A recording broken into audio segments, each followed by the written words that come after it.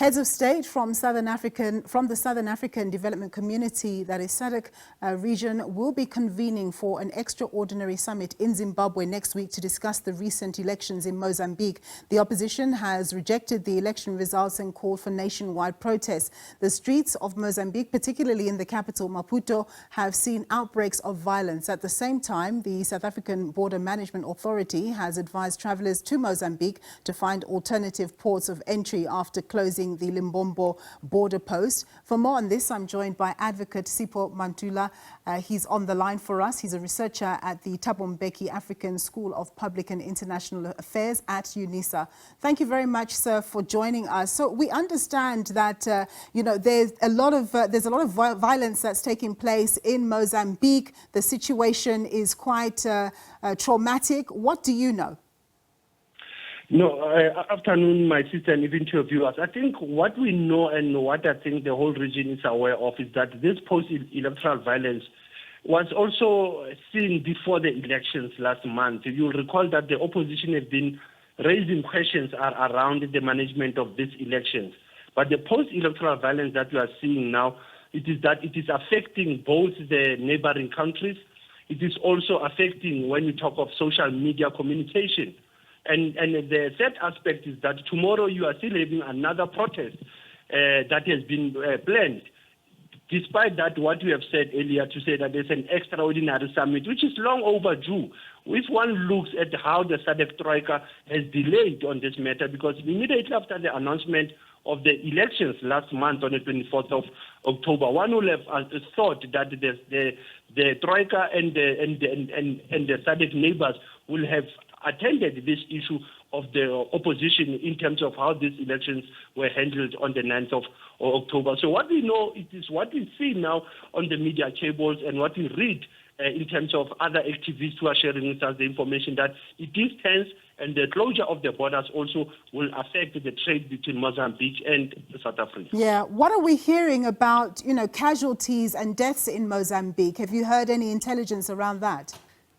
No, numbers, they do go high, my sister. If you look at that, others are talking of 21, others are talking of 16, but the numbers are going high in terms of people who have lost their lives. People have been arrested. There are many as well. There are more than 100 people who are even behind bars. And that's how you could look that also the intelligence is lacking, because there is also a signal jam, within Mozambique, because once you have the issue of curtailing the communication lines, it will mean that even for the media, researchers will have a limited information. But what we are picking up is that you are still having casualties, and we are seeing many human rights bodies internationally and regionally raising concerns about why is the SADC and the region quiet about this post-electoral violence in Mozambique. Hence, we saw even the former president, Nyusi, has also called for the national dialogue. Yeah, it is quite shocking, like you say, that the SADC group would meet, way after all of this has taken place and after the protests and the violence that we're hearing about. But when all is said and done, are you confident that they'll be able to intervene in some way to restore some stability in Mozambique? Because one gets the feeling that these bodies that are supposed to look after Africans they're not necessarily effective in doing that. Absolutely, because we'll always say we need a political will from the SADC member states. But I think in this instance, we need the community agency, that as the SADC community agency is very important.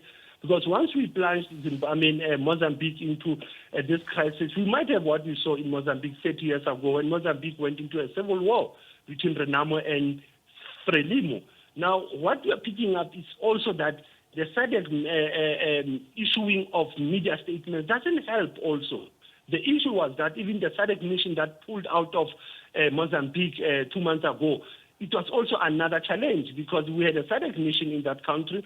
Now we are left with the Rwandese, and the Rwandese were there for peacekeeping mission, and they are also being pushed to engage with the civilians. And that's how you look that maybe for SADC, the meeting of next week in Zimbabwe, let's hope that they will come up with a plan of action which will include mediation, it will include the national dialogue, but it is important to look at the post-electoral violence that will always have an indication and a sign, because it was known that there will be post-electoral violence from opposition. Hence, Mondlane is also hiding or is in exile. Advocate Sipho Mantula, thank you so much, sir, for your time. He's a researcher at the Thabo Mbeki African School of Public and International Affairs at UNISA.